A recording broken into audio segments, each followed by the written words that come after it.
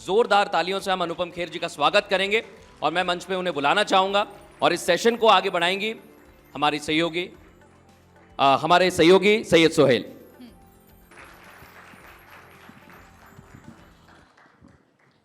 अनुपम जी, बहुत बहुत स्वागत है आपका रिपब्लिक मीडिया नेटवर्क पे। अनुपम जी अब सिर्फ एक्टर डायरेक्टर नहीं है सर, मैं देखता हूँ आजकल आप इंस्पिरेशनल कोट भी डालते हैं काफ़ी। अब आप लाइफ कोच भी हो गए, मोटिवेटर भी हो गए सर। मेरा सवाल आपसे ये कि सर ये आज जैसे अभी मृदुल ने कहा कि कभी भी कुछ भी हो सकता है, तो ये कुछ भी क्या है? मतलब अब आप वाकई लाइफ कोच हो गए, आप मोटिवेटर भी हो गए? सबसे पहले तो मैं आपके सवाल का जवाब देता हूँ, उससे पहले बताना चाहता हूँ कि इस भव्यता को, रिपब्लिक की इस भव्यता को देखकर, इस कॉम्प्लेक्स को देखकर मुझे बहुत अच्छा, बहुत गर्वित महसूस कर रहा हूँ कि हमारे हिंदुस्तान में एक ऐसा इंसान है, एक ऐसी टीम है, अर्नब गोस्वामी उनकी टीम, यहाँ बैठे हैं उनके सब लोग। आप लोगों ने वाकई एक बहुत कमाल की रचना की है। अर्नब, आपने बहुत अच्छा ये बनाया है रिपब्लिक का, इतना बड़ा इंस्पिरेशनल जिसे कहते हैं, आपने ये तरक्की की है। और ये तरक्की मैंने आपकी मुंबई से देखी है। मुंबई में जब रिपब्लिक का ऑफिस था तो उसकी जब ईंट लग रही थी, एक हर हफ्ते में चला जाता था इनको मिलने। मैंने एक शो किया था तो वहाँ से गुज़रते गुज़रते और फिर कहाँ से गुज़रते गुज़रते कुछ भी हो सकते होते होते आप यहाँ पहुँचे हैं। इसका सिर्फ एक ही मतलब है कि सत्य की हमेशा जीत होती है। सबसे बड़ी बात ये है। अब आपके सवाल का जवाब देना चाहूँगा। ज़िंदगी सब कुछ सिखाती है, और ख़ासकर अगर आप ऐसी ज़िंदगी जियो जहाँ पर आप नाटक ना करो लाइफ को जीने का, बल्कि असली में जियो, तो फिर आपके पास बहुत सारी कोटेशंस हो सकती हैं। बिकॉज़ आप वो कोटेशंस बोल रहे हो जो आपने महसूस की है। और मैं बहुत लकी था कि मैं एक गरीब घर में पैदा हुआ, क्योंकि गरीब घर में पैदा होने से परिवार वाले सब लोग साथ में रहते हैं। और उन दिनों दादा दादी जो थे वो कहानियाँ सुनाते थे, महाभारत की, रामायण की, गीता की, पढ़ाई की, या किसी भी चीज़ की। तो और छोटे शहर में पैदा हुआ तो सपने देखने का भी बहुत ज़्यादा अवसर मिलता था। छोटे शहर में बहुत ज़्यादा सपने इंसान देखता है। और मैं अपनी लाइफ को हमेशा अपनी ऑटोबायोग्राफी के हिसाब से देखता हूँ। जैसे मैं अभी आपसे बात कर रहा हूँ, मुझे लग रहा है कि ये बात आज से 1 साल बाद में इसका जिक्र करूँगा।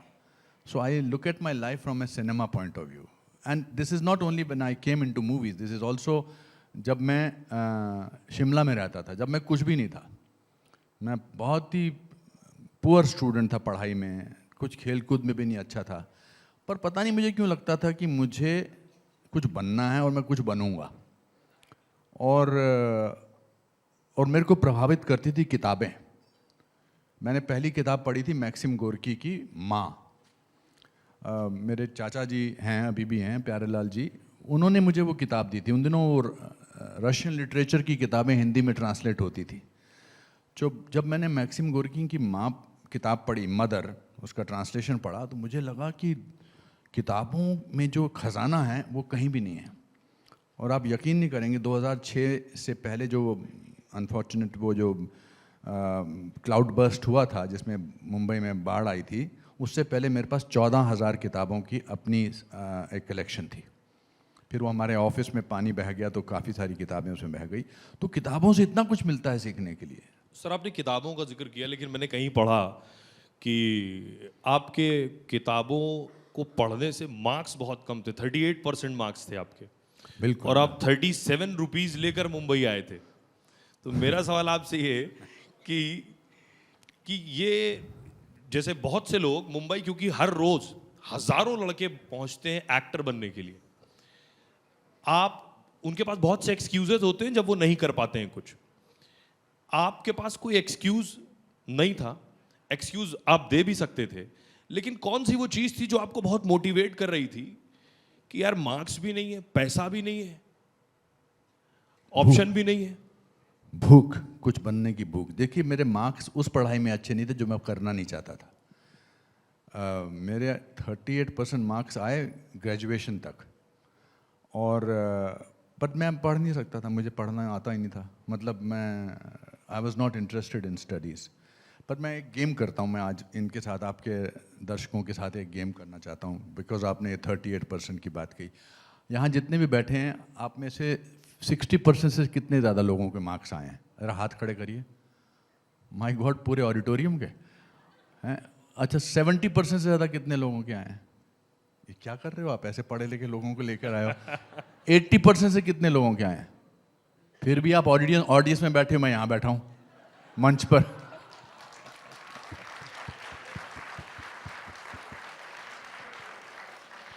सर लेकिन नहीं, मैं आपकी उपलब्धियों को छोटा नहीं कर रहा हूँ, ना ही मैं ऐसे बिल्कुल नहीं ऐसा करना चाह रहा हूँ, मगर एक भूख होती है, एक भूख जो होती है कुछ करने की, कुछ कर गुजरने लेकिन वो की। दौर कैसा था? आप एहसास कर पा रहे थे कि मेरे आप को तो पता ही इतना लगता था मैं अनुपम पढ़ाई खेर में अच्छा बनेंगे? हूँ। मुझे पता है ना, मेरे माँ बाप ने कभी मुझे इस बात का एहसास कराया कि मैं पढ़ाई में अच्छा नहीं हूँ।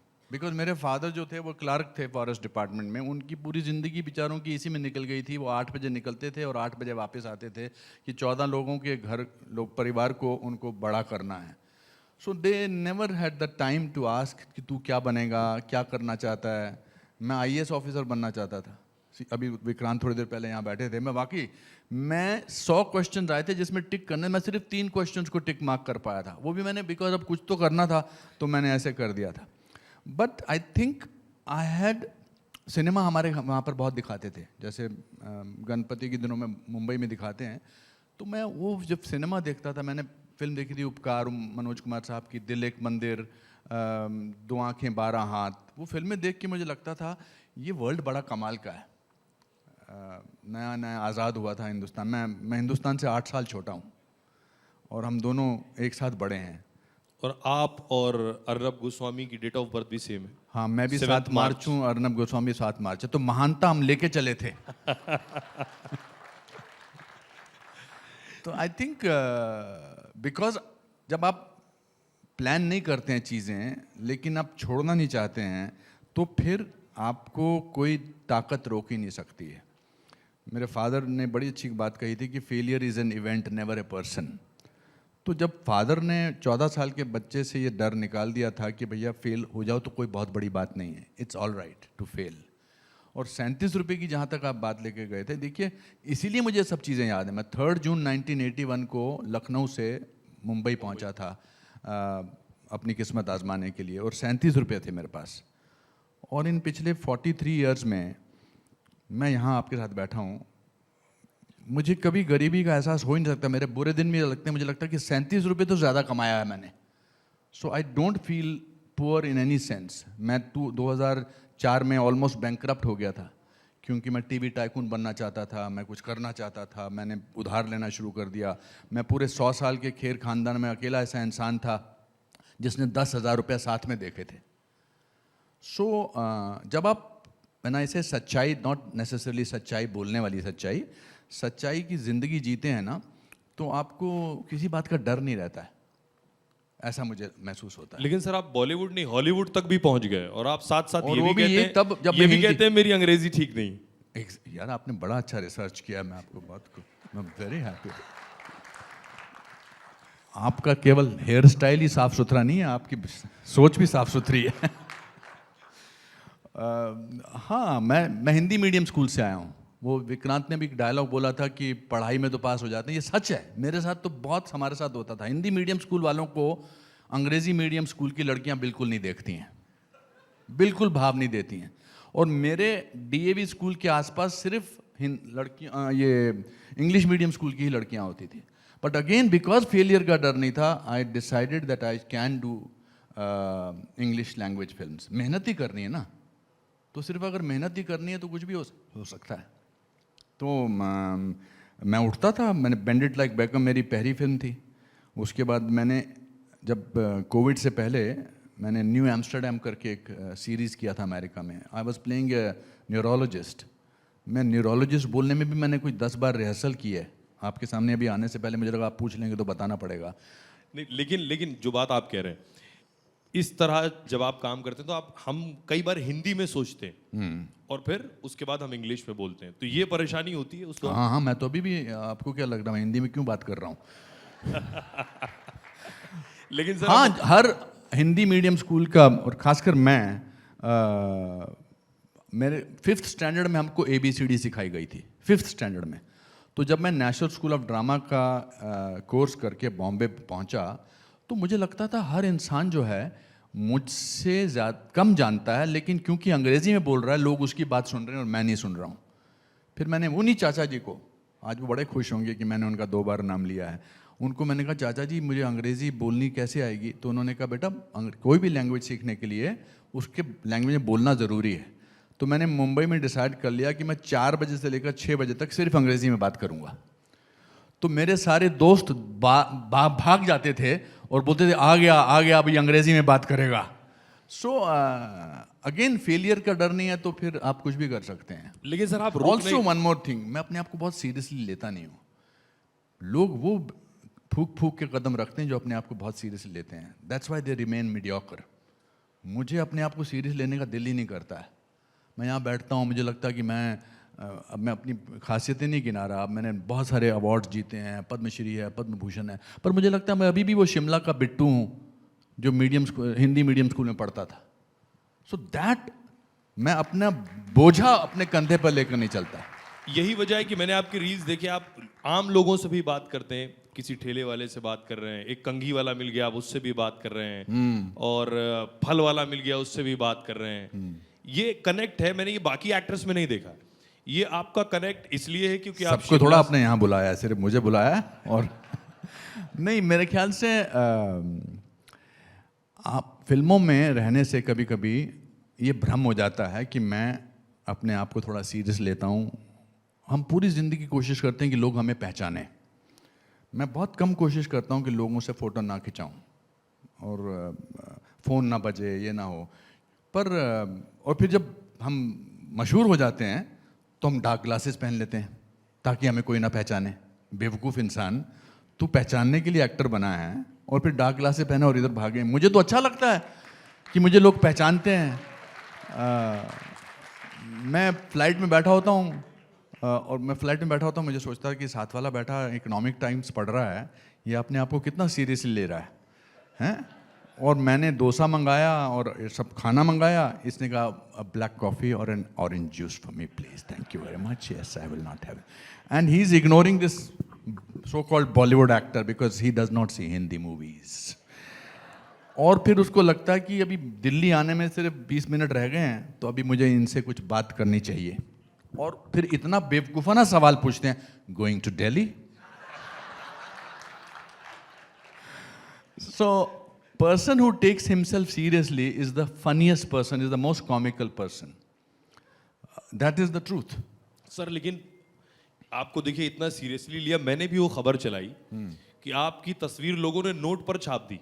हाँ, देखिए मेरे साथ ही हो सकता है कि कुछ भी हो सकता है। अब भैया उन चोरों को और कोई फोटो नहीं मिली, बहुत सारे गंजे हैं, मैं ही रह गया था क्या? पर चूंकि मेरी ऑटोबायोग्राफी में रिपब्लिक के शो में आपका ये सवाल आना जरूरी था, इसलिए मेरी किस्मत में लिखा था कि ऐसा होगा। मैंने तो इंसिडेंट्स बनाए हैं, ये अपने आप बने हैं। तो मुझे काफी मेरी माँ ने मुझसे पूछा कि कहीं तूने तो नहीं करवाया ये? क्या बात कर रही हूँ माँ, मैं ऐसा क्यों करवाऊंगा? बट है ये सच बात है। और मतलब वरना मेरी तस्वीर क्यों होगी 500 रुपए के नोट पे गांधी जी की जगह? गांधी जी की जगह अनुपम खेर की तस्वीर। सर आपने देखा तो आपका रिएक्शन क्या था? बड़ा खुश हुआ मैं। मैंने एक और किस्सा मिल गया बताने के लिए। Life is a sum total of your life stories. मुझे लगता है कि लाइफ में जो बुरा भी होता है वो आगे जाकर आपकी कहानी बन जाता है। अर्नब गोस्वामी की सबसे बड़ी कहानी ये होगी, ये जो इन्होंने अपनी ब्लैक एंड व्हाइट तस्वीर लगाई हुई है अपने कमरे में, जब पुलिस खड़ी है आप उधर निकले हैं। These are the stories. ये नहीं होता तो आप बाकियों से कैसे अलग होते? It's a truth. I always believe when things don't happen in your life, that means it's also going to be something fantastic. जब ऐसा नहीं है कि मेरी लाइफ में मुझे सदमे नहीं लगे, बहुत लगे हैं, पर मुझे लगता है ये तो काम नहीं हुआ, अच्छा हो गया, ये काम नहीं हुआ, आगे जाकर ये कहानी बन जाएगी मेरी। ये सच है, ये सच है, आप हमेशा नोट करिए। आप मेरी अभी इसी ऑफिस में मुझे कम से कम 20 लोग मिले जिन्होंने मुझसे जुड़ा हुआ कोई ना कोई किस्सा मुझे ही सुनाया। मैं हैरान हूं। That's because I live my life as normally as I can. मुझे एक साहब मिले जिन्होंने कहा कि आपने अर्नब की जब रिपब्लिक की पार्टी मैरियट में हुई थी, आपने इन मोहतरमा को कहा था कि आप कुछ परेशान दिख रही हैं, आपकी बिटिया ठीक है कि नहीं है? तो मुझे याद ही नहीं है, बट ये हुआ था। That's because I am interested in people. मेरे साथ मेरा दत्तू काम कर रहा है 39 साल से, मेरा स्टाफ जो है मेरा 30 साल से है, because I think I am interested in people. आपने कहा कि मैं कंघी वाले से क्यों बात करता हूँ, मुझे उसको देख के लगा कि इसकी लाइफ में also you need to give stories to people. जब मैं पहली बार एक एक्टर को मिला था, उनका नाम था विनोद खन्ना। विनोद खन्ना साहब ने मेरे शिमला में मेरे साथ, मैं कॉलेज में पढ़ता था, मेरे साथ हाथ मिलाया था, बोला था कैसे है? मैंने कहा अच्छा हूँ। गोरे हो? मैंने कहा थैंक यू वेरी मच। सो अब मैं मिलता हूँ किसी को तो मुझे लगता है, तो only my father used to say the easiest thing in the world is to make somebody happy. I just do that. The easiest thing actually is to make somebody happy. इसी तरह जब आपने आपके पिताजी की बात की है, तो एक किस्सा वो है कि आप जो है, आपके मार्क्स अच्छे नहीं आए थे, आपके फादर आपको जो है उसके बाद पार्टी के लिए ले गए थे। उसके पीछे क्या इंस्पिरेशन आप देखते हैं? My father was a strange man. He was an ordinary person but an extraordinary father. Because उन्होंने अनजाने में, माँ बाप क्या करते हैं, I'm sorry to say, but हम माँ बाप बन के माँ बाप का रोल करने लगते हैं। हाँ, रोल, मेरे बेटे को अब मुझे ऐसे बिहेव करना चाहिए। मेरे फादर ने कभी वो रोल किया ही नहीं। तो मेरा वो किस्सा जो आप जिसके बारे में आप बात कर रहे हैं, हमारे शिमला में दो कहानी है इस पहलू के। एक रेस्टोरेंट है अल्फ़ा रेस्टोरेंट। वो अल्फ़ा रेस्टोरेंट थोड़ा पॉश रेस्टोरेंट था, जिसमें मैं, मेरे पिताजी, मेरी माताजी और मेरा छोटा भाई 6 महीने में एक बार जाते थे, और बाकी क्योंकि हमारा 14 लोगों का परिवार साथ रहता था, तो हमारे लिए वो एक दिन दिवाली से बड़ा होता था, होली से बड़ा होता था, न्यू ईयर से बड़ा होता था, क्योंकि हम 4 सदस्य अपने इमीडिएट परिवार के साथ में बैठते थे। और हमारा फिक्स्ड होता था, पिताजी मटन समोसा, पाइनएप्पल पेस्ट्री और एस्प्रेसो कॉफ़ी मंगवाते थे, और फिर जब बिल आता था तो 50 पैसे टिप दे देते थे। ये एक कहानी का है। दूसरा कहानी का ये पहलू था कि जब शिमला में 10th स्टैंडर्ड में आप एग्ज़ाम देते थे तो आपको 11th में प्रमोट कर दिया जाता था, और 2 महीने बाद रिजल्ट आता था। अगर आप फेल हो गए 2 महीने बाद तो फिर आपको वापस 10th में आना पड़ता था। वो बेइज्जती का सबसे बड़ी पराकाष्ठा थी, मतलब हाइट थी। तो ये अभी हम अल्फ़ा रेस्टोरेंट में 2 महीने पहले जा चुके थे। अब मुझे पता था कि अब 4 महीने बाद जाना है। तो एक दिन पिताजी आए 3 बजे के करीब स्कूल में और बोले छुट्टी करते हैं तेरे लिए। मैंने कहा पिताजी छुट्टी करवा रहे हैं? मैंने कहा ठीक है चलते हैं। तो जब रिज पे आए हम, रिज मैदान पे, तो बोले कहाँ चलेगा? मुझे लगा अभी अल्फ़ा जाने में तो 4 महीने बाकी हैं। तो मैंने कहा नथू स्वीट्स चलते हैं। कहते नहीं अल्फ़ा चलेगा? मैंने कहा हाँ चलेंगे। अच्छा। तो वहाँ जब हम पहुँचे तो मुझे लगा अब ये यहाँ पर उन 3 चीज़ों में से एक ही चीज़ मंगवाएंगे। मगर उन्होंने अपने लिए भी और मेरे लिए भी मटन समोसा, पाइनएप्पल पेस्ट्री और एस्प्रेसो कॉफ़ी मंगाई। तो मैंने कहा क्या हो गया, आप इतना सब कुछ कैसे मंगा रहे हैं? आपकी लॉटरी निकली है, आपकी ये प्रमोशन हो गई है। बोले नहीं खाओ। जब बिल आया तो 50 पैसे की जगह उन्होंने 1 रुपया रखा टिप। मैंने कहा पापा क्या हो गया है? कहते मैं एजुकेशन बोर्ड गया था तेरा रिजल्ट पता करने, तू फेल हो गया है। तो मैंने कहा फेल हो गया हूँ तो आप क्या कर रहे हो, ये क्या कर रहे हो? कहते नहीं मैं तेरा फेलियर सेलिब्रेट कर रहा हूँ, ताकि ज़िंदगी में कोई कभी भी फेल हो जाए तो हमेशा मटन समोसा, पाइनएप्पल पेस्ट्री और एस्प्रेसो कॉफ़ी मंगा सकता है। So he was not a very intellectual kind of a person, but this basic thing made me feel so liberated, so amazed that I just did not ever have this fear of failure. अब कोई डर नहीं है। आपका पिता के साथ रिश्ता कैसा था? मैंने ये भी सुना कि हम बस बेस्ट फ्रेंड थे। बेस्ट फ्रेंड थे। बेस्ट फ्रेंड थे। He was my best friend and literally एक दिन मेरे को उन्होंने बड़ी अच्छी बात कही थी. 2 बातें बताऊंगा मैं उनके बारे में. 2012 में उनकी डेथ हुई थी, 10th of February 2012. और उससे 2011 में मैं उनके साथ महाबलेश्वर जा रहा था, मेरी किसी फिल्म की शूटिंग थी. तो उन्होंने मुझसे कहा कि खिड़की से बाहर देख रहे थे, मुझे अभी भी याद है गाड़ी में. तो उन्होंने कहा कि तुमने फिल्में कम कर दी हैं, फिल्मों में काम करना कम कर दिया, तुझे ज़्यादा फिल्में नज़र नहीं आता हूँ. तो मैंने सोचा कि मैं उनको बड़ा स्मार्ट आंसर दूंगा. मैंने कहा पापा I am not in the rat race. तो उन्होंने एक पॉज लिया, उन्होंने कहा oh you have left the race for the rats. That was such an amazing thing to see, again empowering thing. And then he fell sick, और वो बहुत बीमार हो गए थे. उनको एक अजीब बीमारी हुई थी कि उनको भूख नहीं लगती थी और प्यास नहीं लगती थी. उनके लिए खाना जो था वो सैंड लगता था उनको, कि रेत है, और पानी जो है वो तेज़ाब लगता था कि एसिड है, तो वो खाते नहीं थे. He was, doctors told him कि हम इनको घर ले जाइए. तो मैंने अपने भाई को बोला था कि अगर कुछ होगा, इमरजेंसी होगी तो मुझे बुला लेना. तो मैं डेविड धवन साहब के बड़े बेटे रोहित धवन की शादी पे गोवा एयरपोर्ट पहुंचा बॉम्बे से. तो मेरे भाई के मैसेजेस आए, he wants to call you. तो मैंने सीधा फ्लाइट पकड़ी और मैं वापस पहुंचा. तो he was very frail, he had no energy, no, बिल्कुल कोई एनर्जी नहीं थी. तो उनके यहाँ पर एक कागज़ पड़ा हुआ था और एक पेन पड़ा हुआ था, और उन्होंने, मेरे भाई राजू ने कहा कि तुम कुछ कहना चाहते हैं आपसे. तो उन्होंने ऐसे कागज़ लेके मुझसे छुपा के लिखने लगे. उनकी आंखों में एक चमक थी और वो लिखते रहे, बहुत देर तक लिखते रहे, because he did not have energy to write. और लिखते रहे, और फिर वो कागज़ उनकी छाती पे उन्होंने गिर गया, और उन्होंने कहा उठाओ, मतलब इशारा किया. तो मैंने उठाया. अब वो उन्होंने क्या लिखा है उसके जवाब में मेरे को देख रहे हैं कि जवाब दे इस बात का. And he had a glint in his eyes. तो मैं देखा पेपर, तो उस पेपर पे सिवाय लाइनों के और कुछ नहीं था, क्योंकि he did not have the energy to form sentences. अब ये सिर्फ लाइनें लगी हैं, लिखी हैं, और वो मेरे को देख रहे हैं. तो मैंने कहा मैं शब्द तो पढ़ ही नहीं रहा, तो मैं इस पर क्या कर सकता हूँ. तो मैंने उनको एक बड़ा राउंड मैसेज जवाब दिया. मैंने कहा हाँ पापा बिल्कुल, don't worry, absolutely you are fine. तो he was disappointed.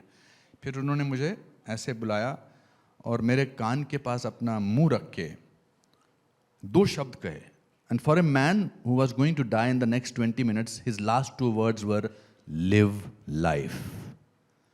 So this was the kind of relationship I had. एंड जाते समय भी उन्होंने इतना बड़ा मुझे ज्ञान दिया. मरने से 20 मिनट पहले उनका शब्द 2 शब्द थे, लिव लाइफ. सो मुझे कोई ताकत कैसे डरा सकती है. इसलिए आपने रॉक बैंड उसके बाद मंगाया. फिर हाँ, जब उनके जब प्रेयर सेरेमनी थी, तो मैंने सोचा कि I will not want to, मैं उनकी ज़िंदगी सेलिब्रेट करूँगा, उनकी डेथ को मॉर्न नहीं करूँगा. तो मैंने अपने भाई को कहा यार हम इनकी लाइफ सेलिब्रेट करते हैं इंस्टेड ऑफ. तो क्योंकि चौथे में क्या होता है, जो लोग करते हैं मैं उनकी इज्जत करता हूँ. आमतौर पे लोग सफ़ेद कपड़े पहन के आते हैं, पूजा होती है, जो होना चाहिए. मगर मुझे नहीं लगता था कि अगर मेरे फादर ऊपर से देख रहे हों तो he should celebrate, he should say वाह मेरे बेटों ने अच्छा किया. तो we decided to celebrate his life. So I decided to call a rock band. तो हमने एक रॉक बैंड मंगवाया और सब लोगों को बोला सफ़ेद कपड़े कोई नहीं पहनेगा, सब कलर्ड कपड़े पहनेंगे और हंसेंगे जितना भी हंस सकते हैं. हंसते हुए आइए, मुझे ऐसे करते मत आइए, because my father lived A fantastic life. पर मैंने अपनी मदर को कहा कि मम्मा मैं ऐसे कर रहा हूँ, मैं पूजा वगैरह नहीं कर रहा हूँ, तो मैं करूँ. तो उन्होंने कहा जो तुमको ठीक लगे. तो आप सब लोग आए और सब लोग बैठे थे, और मैंने अपने फादर के सारे जितने भी फनीएस्ट किस्से थे वो सुनाए. By the end of that prayer ceremony and the rock band played all his song, and not in A sad. उनका एक फेवरेट गाना था दुखी मन मेरे सुन मेरा कहना. तो मैंने गाने वालों को कहा इसको खुशी से गाना, तो उसका कोई मॉडर्न वर्जन बनाना. रात को मेरी माँ ने मुझे कहा तूने बड़ा अच्छा किया है बिट्टू, अच्छा किया. I think I was married to a great man. So that was such an amazing thing. Sir जब आपने माता जी की बात कर दी है, आजकल वो भी बहुत आपके इंस्टा के जरिए आपके इमोशंस हम समझ सकते हैं सर। माता जी को भी लोग देख रहे हैं और बहुत से लोग जो शायद अपने माँ बाप की डांट से परेशान रहते होंगे, माता जी की डांट सुन के उन्हें लगता है जब खेर साहब डांट खा सकते हैं तो हम क्यों नहीं खा सकते। I think it is very important to not treat parents as cliches. हम पेरेंट्स को ड्राइंग रूम के एक फर्नीचर के हिस्से की तरह समझने लगते हैं कि ये बूढ़े हो गए, ये रिटायर हो गए, अब ये किसी काम के नहीं रहे। मेरे एक फिल्म में बड़ा अच्छा डायलॉग था कि नौकरी से रिटायर हुआ हूँ, ज़िंदगी से नहीं।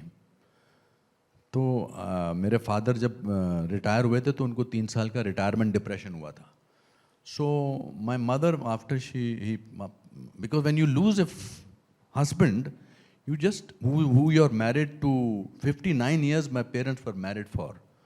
You don't lose only a husband. You lose a partner. You lose a friend. You lose a habit, and it's very difficult to live without that person. जीना तो पड़ेगा because जीना जो है वो मजबूरी है और जीना है. But how do I make my mother feel it's all right? So what if your mother has, my dad has got, we are there for you. It's very important to make them feel important. It's very important to give them happiness. It's very important to give them joy. And मुझे नहीं पता था कि मेरी ये reels जो हैं ये वायरल होती चली जाएंगी. And it has made a difference, even if the difference is to 2% people. But it has made a difference. People now start looking at their parents a little more. I remember I went to Arnab's father was not well. Namaskar. And I went and I understand this emotion. सब लोगों को ऐसा करना चाहिए. I think मेरे father एक बकवास गंदा सा स्टूपिड सा जोक रोज सुनाते थे मेरे सारे दोस्तों को. मैं बाहर उनको कहता था सारे दोस्तों को, अंदर जाके ऐसे हंसना जैसे पहली बार सुन रहे हो. मेरा हम एम्बैरस होते हैं. Mom don't talk like that, dad don't talk like that. Rubbish, idiots. इन लोगों ने तुमको पैदा किया और ये जो बंदा तुम्हारा दोस्त बना ये 6 महीने पहले बना है. You want to make your parents look smaller in front of this somebody और some friend of yours who has come for become your friend for 6 months. मेरे फादर एक स्टूपिड जोक, मैं सुनाता हूँ क्या जोक सुनाते थे. Let me dedicate this joke. Joke ये था कि एक आदमी साइकिल से नीचे आ रहा था और पुलिस वाला खड़ा था. शाम का वक्त था और पुलिस वाले ने उसको रोका कि अरे तुम्हारी साइकिल पे लाइट नहीं है. तो आदमी चिल्लाया, आगे से हट जाओ, इसमें ब्रेक भी नहीं है. अब एक बार तो ये जोक पे हंस सकता है इंसान, 25 बार थोड़ा हंस सकता है. पर मेरे दोस्त को इंस्ट्रक्शन थी हर बार हंसना है. और फिर मुझे एक दिन बोलते हैं, तेरे दोस्त बड़े स्टूपिड हैं, सेम जोक पे बार बार हंसते हैं. So I think, I think it's important. You have to fight the cliches of life. समाज जो है आपको महसूस कराना चाहता है कि आप भीड़ का हिस्सा हों, बिकॉज उससे वो कंफर्टेबल महसूस करते हैं कि मैं भी ऐसा ही हूँ, मैं भी इनके जैसा हूँ, मैं भी उसके जैसा हूँ. बट अगर आप भीड़ से हटोगे तभी आप एक्स्ट्रा से एक्स्ट्राऑर्डिनरी बनोगे, ऐसा मुझे लगता है. सर लेकिन अभी कोई रोल ऐसा बचा है जो रोल आप करना चाहते हैं? इसका जवाब तो मैं 30 साल बाद दूंगा. 30 साल बाद देंगे? अभी तो बहुत जल्दी पूछ लिया है सवाल. ये तो बहुत टाइम है, अभी तो शुरुआत हुई है. सर लेकिन शिमला के लोग काफी अच्छा कर रहे हैं. हाँ, एक हमारे पार्लियामेंट पहुंच गई हैं. आपका कोई? हिमाचल की Kangana. Yes, I am very proud of her, very proud of her. उसकी life story is fantastic. If there is a biopic made on Kangana, it will be the most amazing biopic from nowhere to somewhere and to the parliament now. What an amazing journey. क्या sir हम आपको भी देखेंगे? नहीं, मुझे acting बहुत अच्छी लगती है, मुझे फिल्मों का काम बहुत अच्छा लगता है. मैं पहले कभी एक बार सोचता था, हर एक को लगता था कि मैं सोचता हूँ. आज मेरे साथ एक फ़्लाइट में आज बड़ा अच्छा किस्सा हुआ. मेरे फ्लाइट में मेरे साथ एक बंदे साहब बैठे थे जिनका Saint Columbus, maybe he will hear, Saint Columbus में कुछ 50 years का यूनियन हो रहा था. तो मुझे बोला, सर दिल्ली का पोल्यूशन देख रहे हैं आप, और चाइना में जो है शंघाई में या पता नहीं कहाँ, शंघाई में पोल्यूशन की रेट कुछ 28 है, यहाँ ये हाल है। मैंने कहा आप कहाँ रहते हैं? Oh I live in Miami and I live in New York. तो मैंने कहा आपको तो कंप्लेंट करने का कोई हक नहीं बनता है। मैंने कहा क्यों? कहता आप तो देश छोड़ के चले गए। मैंने कहा I have a great respect for you but we are just 76-77 year old country. अभी तो हमने शुरुआत की है। 1000 साल तो हमारे ऊपर दूसरे लोगों ने राज किया था। हम 77, 74, 75, 78 साल की टाइम में 5th लार्जेस्ट इकोनॉमी है और 3 लार्जेस्ट होने वाले। तो उनको मुझे पर उनका जवाब क्या आया? I think you should become the president of India. क्यों बोला उन्होंने मुझे ऐसा समझ में नहीं आया। बट आई थिंक पता नहीं क्या आपका सवाल था। मैंने पूछा आप क्या, हम आपको क्या संसद में नहीं, मेरा नहीं, not that. I think Kiran was in the parliament and she had a good time there and she worked very hard. But मेरा पॉलिटिक्स में I think when you individually speak about the country it's equally powerful. It makes you feel lonely but it's important to speak about your country. तो उसके लिए हर इंसान को politics थोड़ा join करने की ज़रूरत है। पर प्रॉब्लम क्या है कि when you speak about the country people affiliate you with the politics. Necessary नहीं है। अगर आप एक्टिंग नहीं कर रहे होते तो क्या कर रहे होते? तो बिना काम के एक्टर होता। बनता तो मैं एक्टर ही, मुझे और तो कुछ करना आता नहीं है। मतलब बहुत कुछ आता है, मैंने ट्राई किया, मैंने अच्छी 2-3 किताबें लिखी हैं, all of them are best sellers. I produced films, I run an acting school successfully. I am a success story of my failures, if I put it like that. Sir लेकिन आजकल आपकी fitness की बहुत बात हो रही है। जी। अनिल कपूर साहब आपके अच्छे दोस्त हैं, लेकिन सर आजकल लोग आपकी फिटनेस की बात कर रहे हैं कि आप रिवर्स गियर में जा रहे हैं। जी हाँ, बिकॉज मुझे लगता है कि जब तक आपके- मैं मेहनत नहीं करूँ, देखिए बिना मेहनत करे इस तरह के सवाल नहीं पूछे जाते। वरना आप बोलते हैं कि आप वेट लूज कब कर रहे हैं। I think it's very important to keep reinventing yourself. अपने आप को री इन्वेंट करते रहना चाहिए। आप अपने साथ रहते हैं ना, तो अपने आप को how do you make your self entertaining. तो मैं जब 60 साल का हुआ था कुछ साल पहले, तो मुझे लगा कि आप मुझे नए तरीके से ज़िंदगी जीनी चाहिए, नए तरीके से ज़िंदगी, नए किस्म से रोल करने चाहिए, लीड रोल करने चाहिए। तो जब फिर मैंने वर्कआउट करना शुरू किया। फिर मैंने कहा वर्कआउट का डिस्प्ले करता हूँ मैं अपने सोशल मीडिया पे, ताकि मैं टेंशन में रहूँ हमेशा कि ये अभी मुझे बहुत कुछ खाना ना पड़ जाए, बहुत कुछ करना ना पड़ जाए। But then it was everything page of.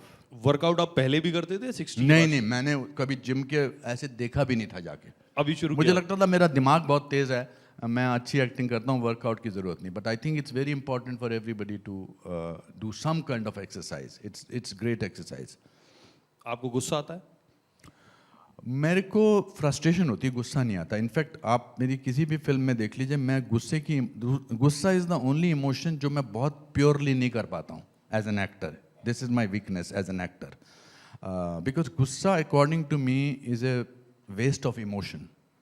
गुस्सा also gives your self a false self of importance कि मुझे गुस्सा आया, मैं परेशान हुआ, मुझे लगता है कि गुस्से में आदमी बहुत फनी लगता है। ये हिंदी फिल्म का डायलॉग बकवास है जिसमें बोलते हैं कि गुस्से में तुम बहुत हसीन लगती हो। नहीं लगती है, क्योंकि नथने फूले होते हैं, सांस चल जाता है, तुम समझते क्या हो। इनफैक्ट गुस्से में इंसान अगली लगता है, मुझे ऐसा लगता है। 100% गुस्से में इंसान अगली लगता है। आप लाइफ कोच भी हैं, अगर बता सकें कि गुस्सा जब आए तो क्या करें? सांस लो, बहुत ताकत है सांस लेने में। सांस में बड़ी ताकत है। अभी सुधांशु जी कितना अच्छा बोलते हैं। सुधांशु जी तो कमाल का सुधांशु जी के सुन को ऐसा लगता है मैं कितना बड़ा बेवकूफ़ हूँ, मुझे इतनी नॉलेज तो है ही नहीं। सीरियसली कितना अच्छा बोलते हैं वो, कमाल का बोलते हैं। कितनी नॉलेज है एक इंसान के कंप्यूटर में कितनी नॉलेज हो सकती है। कंप्यूटर को भी थोड़ा सा मेल फंक्शन हो जाता है। I am a great admirer of his. Also I have chosen to be happy. You have to make a decision that I will be happy. मैंने डिसीजन लिया था कुछ साल पहले कि मैं खुश रहूँगा, और उसको मैंने 3 महीने प्रैक्टिस किया। 3 महीने मैंने क्या प्रैक्टिस किया, आप भी करके देखिए, कि मेरे को कोई भी कुछ कहे मैं मुस्कुराता रहूँगा। अच्छा ठीक, ओके, तुम बेवकूफ़ नंबर 1। और 3 महीने के बाद प्रैक्टिस तब्दील हो जाती है in habit, I'm not saying it, this is not something so difficult. This is a very easy thing to do. आपने एक शो में कहा था कुछ भी हो सकता है। आपकी लाइफ में वो कौन सा मोमेंट है? अरे अभी तो बोला 500 रुपए का नोट छप गया। मैं मेरी फोटो, मेरे तो हमेशा मेरी हर चीज में कुछ भी हो सकता है।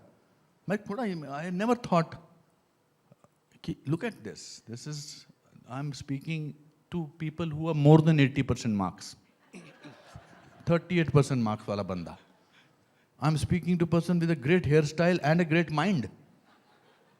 कुछ भी हो सकता है। This guy is an epitome of mister Goswami of कुछ भी हो सकता है। आज जब ये मुझे दिखा रहे थे, इनके अंदर एक फक्र की भावना थी, उसको ये अंडर प्ले कर रहे थे कि यहाँ मैंने बनाया है। मैंने कहा अंडर प्ले क्यों कर रहे हो भाई? What a brilliant, what a story. मुझे बड़ी तकलीफ हुई जब विक्रांत मैसी ने कहा मैं इनका रोल करूंगा, just because he has hair, no he has talent also. But I can play your father, I can start from there. I have to be part of your autobiography whenever somebody makes it. I think life is a great inspiration. Sir लेकिन अभी विक्रांत यहाँ बैठे हुए थे, पिछले कुछ वक्त में हमने बॉलीवुड में बहुत अच्छे अच्छे एक्टर्स देखे, जो नए एक्टर भी आ रहे हैं। विक्रांत हैं, राजकुमार राव हैं। इन नए एक्टर्स को जब आप देखते हैं तो आपको क्या एहसास होता है? कंपटीशन फील होता है, इनसे सीखने को मिलता है, या आपको लगता है ये तो बच्चे सीखने को मिलता है, हमेशा सीखने को मिलता है। Because if you look at them from A point of view, उनका अलग तरीका है, उनका अलग इंटरप्रिटेशन है। मेरे एक्टिंग स्कूल में सबसे ज़्यादा फायदा मुझे हुआ है खोलने का, because I see these young actors and actresses performing the seen in a different manner. I think today's generation of actors is very disciplined, is very hardworking, and उनको unfortunately with every film they have to keep proving themselves. अभी तो because there is so much of competition and there is so many sources of entertainment in the world that आपको हर film में अच्छा होना पड़ेगा. So there are so many, Ranbir Kapoor जो आपने जिनके नाम लिए, Vikrant, what a brilliant performance he gave. So I get very inspired by them. तो बॉलीवुड में पहले से ज़्यादा मुश्किल हो गया है न्यू कमर्स के लिए? नहीं, ऐसा कुछ नहीं है. मेरे दादाजी कहते थे बहते हुए दरिया को कोई नहीं रोक सकता. You just don't have to give up. Because if you are talented, if you are honest, and if you are hardworking, no power can stop you. अब तो मैं जब एक्टर बनने गया था तो मेरे को अपनी फोटोग्राफ लेके जाना पड़ता था. अब तो there are casting agencies, there are casting directors, there are shows that are there, reality shows are there, singing के shows are there, कुछ एक्टिंग के shows हैं. अब अपने आपका खुद का इंस्टाग्राम पेज या आपका खुद का एक्स जो है, it's basically your own show reel. But how long can you sustain? Will you be able to survive for 40 years? That has to be seen. जो एक्टर्स अभी मुंबई पहुंच रहे हैं, जो बात मैंने कही, आप वहीं रहते हैं, ज़्यादा बेहतर जानते हैं कि हजारों युवा पहुंच रहे हैं एक सपने के साथ कि एक्टर बनना है.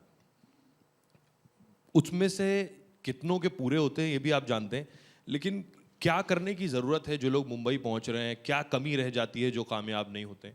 Hard work, only hard work. आज मुझे ऐसा लगता है, मैं अपने स्टूडेंट्स को भी बोलता हूँ जो मेरे एक्टिंग स्कूल के हैं, if you work hard and you are honest, you will get your possibility. एक ज़माने में तो आपको एक खास किस्म का दिखना पड़ता था टू बी एन एक्टर. आज आप जैसे दिखते हो वो आपकी स्पेशलिटी है, क्योंकि आपको कोई ना कोई रोल मिल सकता है. मैं जब बॉम्बे में गया था, this is a very dignified bold look, पर जब आप शुरू में बाल झड़ते हैं तो आधे यहाँ से जाते हैं, आधे यहाँ से जाते हैं, आधे यहाँ से जाते हैं. और मैं जाके हर ऑफिस में बोलता था कि मुझे आप एक्टर बनना. तो कहते एक्टर, बाल नहीं है आपके, कैसे एक्टर बन जाएंगे आप? I was a gold medalist from drama school. So मैंने भी सोचा कि मैं कभी जिंदगी में बिना बाल के एक्टर बन के दिखाऊंगा, नेवर वेयर ए विग. सो इंडिविजुअलिटी रखने के लिए थोड़ा मुश्किल होता है. But now if you look in a certain manner, what ever manner, you have a chance of getting that role. But give up is not the possibility. अभी sir Pushpa 2 आई है. हम ये पिछले कुछ वक्त में देख रहे हैं सर कि साउथ की मूवीज जो है वो बॉलीवुड मूवीज के मुकाबले काफी अच्छा कर रही हैं. Of course, because the stories are original. और धरती से ज़मीन से जुड़ी हुई कहानियाँ हैं। थोड़ा सा मुझे लगता है with all my love for Hindi cinema, I am a product of that and I am proud of being part of that. I think हम कूल बनने की कोशिश में कहानी को भूल गए हैं शायद, to be cool. No, I think the success of Kantara, success of Pushpa is a real example of the earthiness is required. The stories from India is required. Sir वक्त खत्म हो रहा है, मैं चाहूँगा आपके साथ कि आप एक शब्द या एक लाइन में जवाब दें। अरे कुछ नहीं। कुछ कुछ बड़ी पर्सनैलिटीज़ हैं, जैसे प्रधानमंत्री Modi, One of the best prime minister of the country. Sincere, unbelievably sincere towards the country. उनको सिर्फ देश का ख्याल है। Amitabh Bachchan, The tallest personality in the Indian film industry. When I say tallest, not physically only, the tallest. Film या theatre, film या theatre, दो बच्चों में से एक को चुनने को बोल रहे हैं आप मुझे। थिएटर।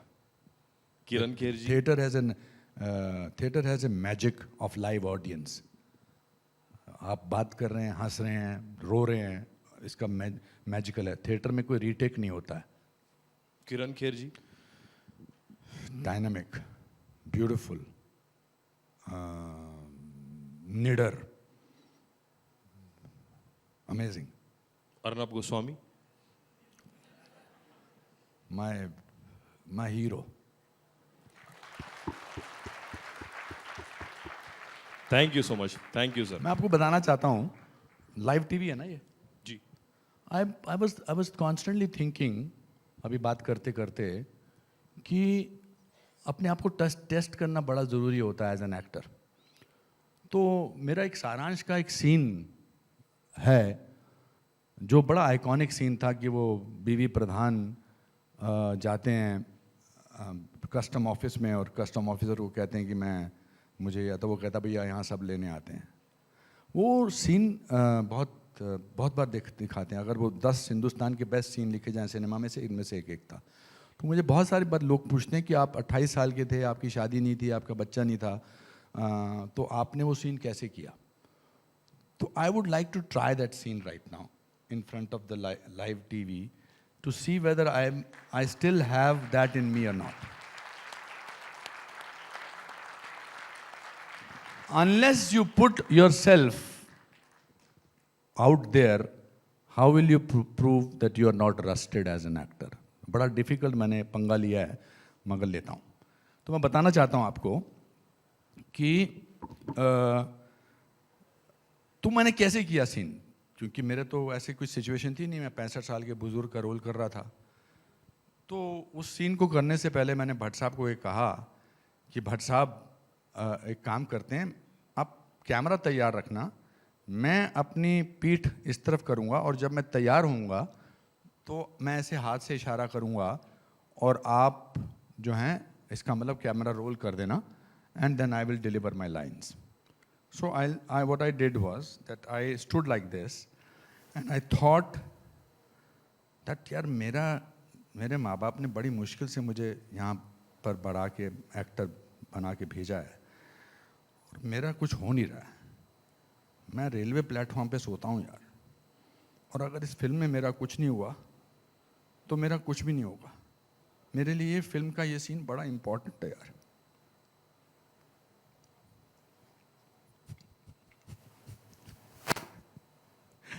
टीवी लेने नहीं आया हूं मैं, अपने मरे हुए बेटे की अस्थियां लेने आया हूं। एक बाप का अपने बेटी की राख पर कोई अधिकार है या नहीं, या उसके लिए भी मुझे ऊपर रिश्वत देने पड़ेगी? आपके पास इतना वक्त होगा कि मुझे मेरे बेटे की अस्थियां दिलवा दीजिए प्लीज। बस, जिंदा है,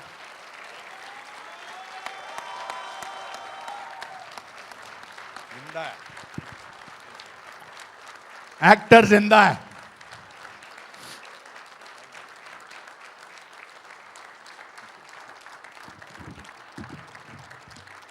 This was a wrong chance to take, but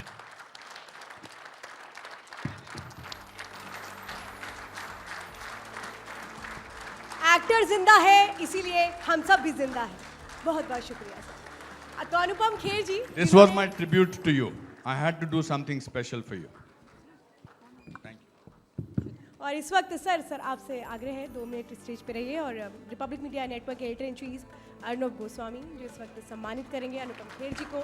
Anupam Kher जी, जिन्होंने कहूँ हमेशा दिल छुआ है और आज एक बार फिर से दिल छुआ, उन तमाम कहानियों को जिन्होंने मजबूती दी, हिम्मत दी अनुपम खेर जी को, उन्होंने हमें बताया हिम्मत, हौसले और उड़ान की एक जीती जागती मिसाल है अनुपम खेर जी।